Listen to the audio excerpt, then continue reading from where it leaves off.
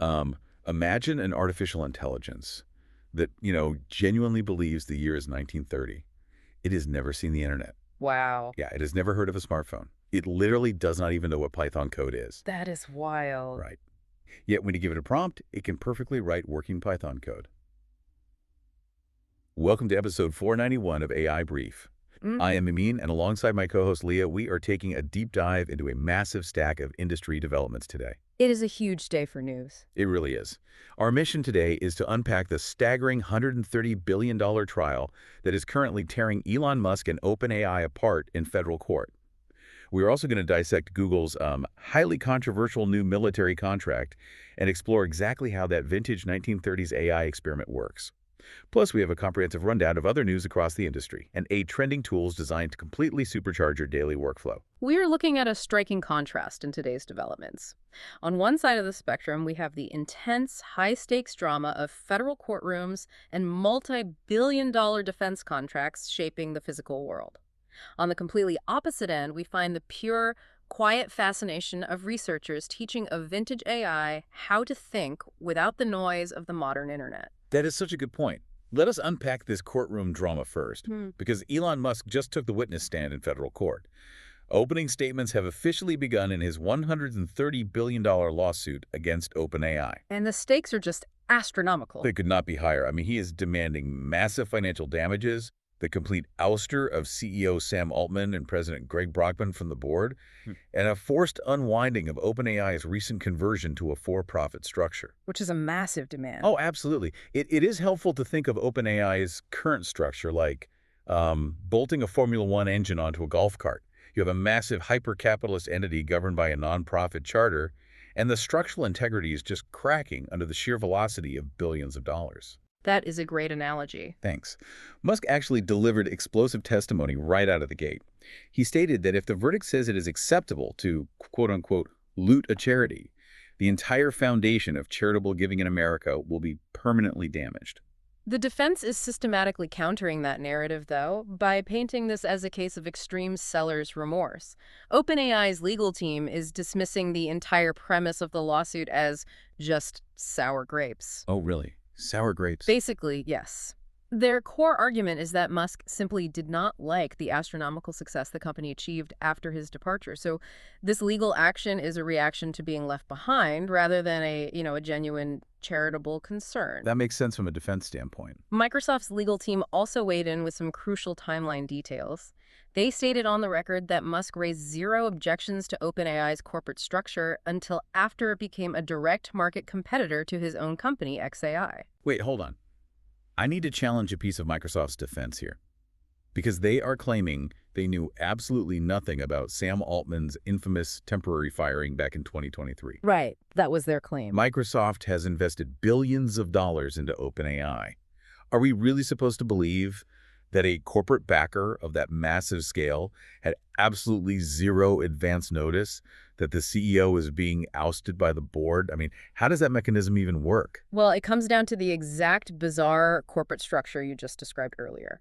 Because OpenAI was fundamentally governed by a non-profit board, standard investor rights simply did not apply. Oh, I see. Yeah, Microsoft essentially bought a massive stake in the company's future profits, but they did not buy a seat at the governance table.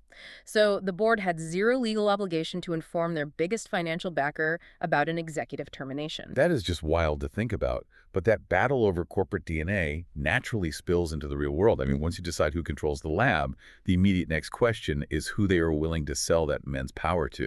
And that actually brings us to our second topic. Google has just finalized a classified AI deal with the Pentagon.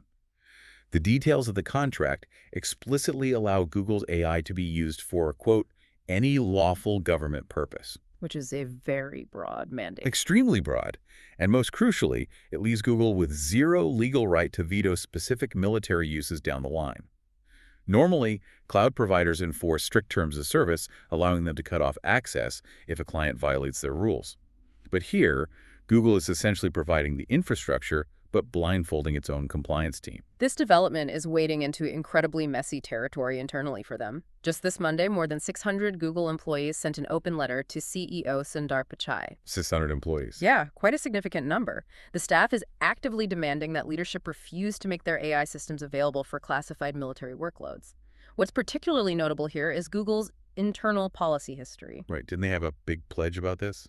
They did. The company's famous no weapons pledge, which was implemented in 2018 following massive staff protests, was quietly scrubbed from their AI principles in 2025. Wow, they just erased it? Basically.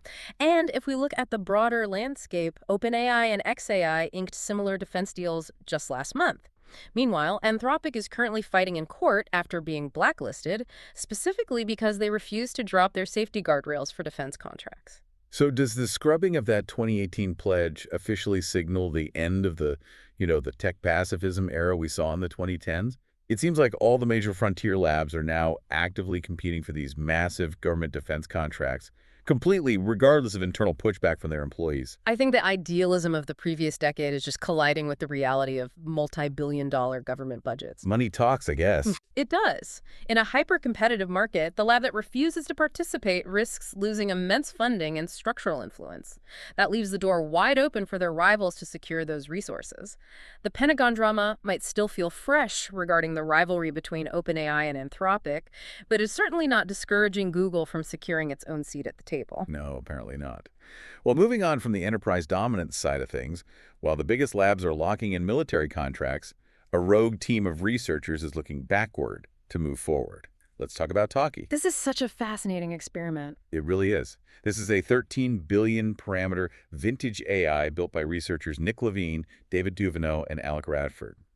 They imposed a really wild constraint on this project. The model is trained strictly on 260 billion tokens of public domain text that completely predate 1931. Only up to 1930. Yep. We are talking about historical books, vintage newspapers, old academic journals, patents, and case law. Nothing from the modern era. The methodology they use to evaluate Talkie is just brilliant. To teach it how to chat without exposing it to any modern conversational data, the team had to get really creative. What do they do? They pulled behavioral instructions directly from historical etiquette manuals and antique cookbooks, and then they used Claude Sonnet 4.6 to grade Talkie's conversational abilities against those exact historical standards. Oh, that is so clever. It is.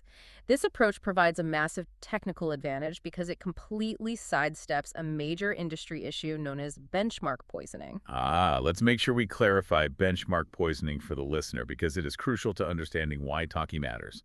When modern AI models scrape the entire internet for training data, they often accidentally sweep up the exact tests and benchmarks researchers use to evaluate them later. Right, it ruins the test. Exactly. It is like a student taking the SATs, but they accidentally memorized the answer key because it was left on a desk in the library.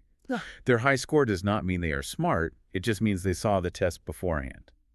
But Talkie has literally never seen a single byte of modern test data. Which is exactly why this experiment is so revealing. Because its training data stops in 1930, any capability it demonstrates on a modern task proves it is actually reasoning. It is not just regurgitating a memorized answer key from the modern web. And that brings us to the most mind-bending detail of this entire deep dive. Despite being trained entirely on text from 1930 and earlier, Talkie successfully wrote working Python code. Which is just incredible. It is.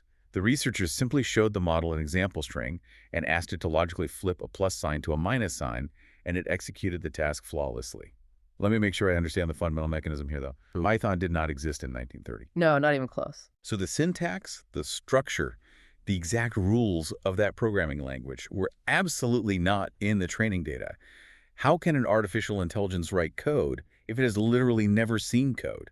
Well, it proves that machine learning models are extracting underlying concepts, not just mimicking syntax. While Talkie never saw Python, it read thousands of 1920s math textbooks, logic puzzles, and patent diagrams. Oh, they'll learn the math behind it. Yes, it learned the abstract relationship between addition and subtraction. When you presented it with a modern string of code and asked it to reverse the operation, it simply applied that deeply learned mathematical logic to the novel symbols it was shown. It demonstrates that true reasoning is developing beneath the surface of the training data. That is seriously mind-blowing. Well, moving beyond the major headlines, we have a massive stack of other developments across the industry today. I am going to hand the reins over to you to guide us through this rapid-fire sequence of technical and financial updates. Sounds good. We have a dense sequence of major product integrations and financial pressures to parse today. Starting with the creative sector, Anthropic is plugging Claude directly into a massive suite of major creative tools. Oh, like design software. Exactly.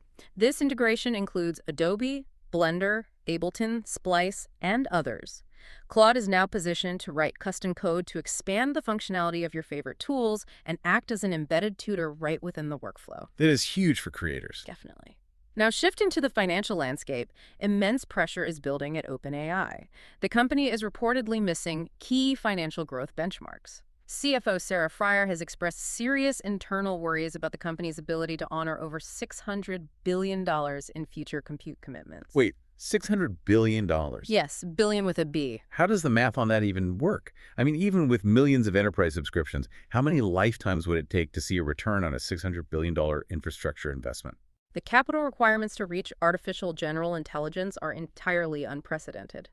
That $600 billion is not just buying servers, it is securing the underlying supply chain for the next decade. Oh, wow. It means funding dedicated nuclear power plants, custom silicon manufacturing, and sprawling data centers. Following these reports, Sam Altman and Sarah Fryer released a joint statement affirming to the public that they are totally aligned on buying as much compute as they possibly can. So you're just doubling down. Pretty much. The belief inside these frontier labs is that the first company to achieve AGI will capture the entire market, making the cost of overspending infinitely safer than the risk of underspending. That is a terrifying gamble. What else is on the radar today? On the product release front, Lovable has officially shipped its vibe coding application on iOS and Android. This no-code builder allows users to spin up applications autonomously via voice or text prompts, featuring seamless project handoffs between your phone and desktop environments. That sounds super convenient. It is. In enterprise news, OpenAI announced that GPT 5.5, Codex, and managed agents are now officially available via Amazon Bedrock. Interesting timing on that. Right, a deployment that comes notably just a day after OpenAI's new contract restructure with Microsoft. On the open source side, NVIDIA released Nematron 3 Nano Omni.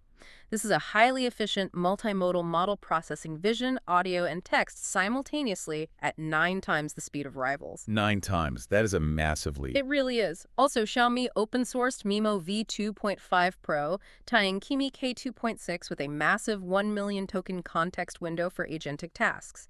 And finally, Spatial launched Echo 2, a state-of-the-art world model turning text prompts into fully explorable 3D environments, beating out current industry benchmarks. But let us bring all of this macro industry news down to your personal productivity stack. If you are listening right now and feeling completely overwhelmed by the sheer volume of new software dropping every single day, remember, the goal here is not to learn every platform. Right. Nobody can do that. Exactly. It is to find the exact lever that speeds up your specific job.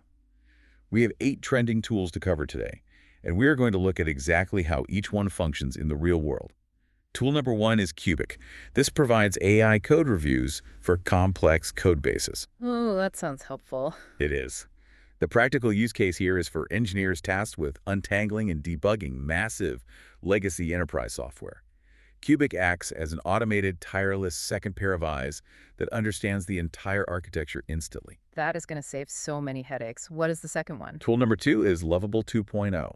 This lets you build fully functional apps by chatting with AI in a multiplayer environment. Multiplayer, like Google Docs. Exactly like that. This is designed for non-technical founders who want to collaborate in real time and spin up a working minimum viable product over a single weekend, all without writing a single line of code. That lowers the barrier to entry so much. Tremendously. Tool number 3 is Offsite.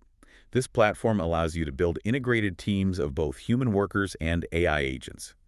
Project managers can use this to delegate routine tasks to a hybrid workforce and then just watch the autonomous execution happen from a high-level dashboard. I can see a lot of agencies adopting that. Oh, for sure. Yeah. Tool number 4 is Lessy. It discovers high-quality matches across the web and automates personalized outreach. So like for sales. Exactly. Sales professionals can use this to completely streamline their lead generation and follow-up sequences, ensuring a high volume of contact without sounding like a robotic mass email template. Nobody likes those templates. Very true. Moving on, tool number 5 is Replit Slides. This tool creates polished presentations in seconds. If you find yourself needing to generate a professional pitch deck 5 minutes before a crucial meeting, this handles the visual design, structuring, and formatting instantly based on a simple text prompt. A lifesaver for a last-minute meeting. You know it. Tool number 6 is NVIDIA's Nematron 3 Nano Omni. Developers can utilize this incredibly fast open model to build local applications that need to process live video feeds and audio inputs simultaneously. Think of things like real-time translation glasses or interactive desktop assistants. That speed you mentioned earlier makes that possible. Right. Tool number 7 is Echo 2 by Spatial. Indie game developers or architectural designers can type a single descriptive prompt to generate a fully explorable 3D environment. This potentially saves hundreds of hours of manual 3D modeling and texturing work. The gaming industry is going to change so fast. It is already happening. Finally, tool number 8 is Workflows by Mistral. Operations teams can use this enterprise tool to string specialized models together to automate highly complex data routing. For example, automatically triaging inbound customer support tickets into distinct technical and billing pipelines. You know, observing how these 8 tools function collectively, there is a very clear paradigm shift happening. Your role in the modern workflow is fundamentally transforming. You are no longer required to be the quote-unquote operator who does the manual heavy lifting of writing boilerplate code, designing slides, or sorting data. Instead, you are transitioning into a manager who orchestrates a team of specialized AI agents to flawlessly execute your strategic vision. That perfectly captures the professional transition we are all navigating right now. We covered incredible ground today, from the $130 billion courtroom battles shaping the corporate future to the shifting lines of military AI deployment. But I want to leave you with a final provocative thought to mull over today. Let's hear it. If a model trained strictly on historical text from a century ago can successfully learn to manipulate Python code purely by recognizing abstract logical patterns, what latent, completely undiscovered skills do today's massive frontier models already possess that we simply have not thought to ask them for yet? That is a fascinating thought to end on. Thank you so much for joining us for this deep dive into the latest developments.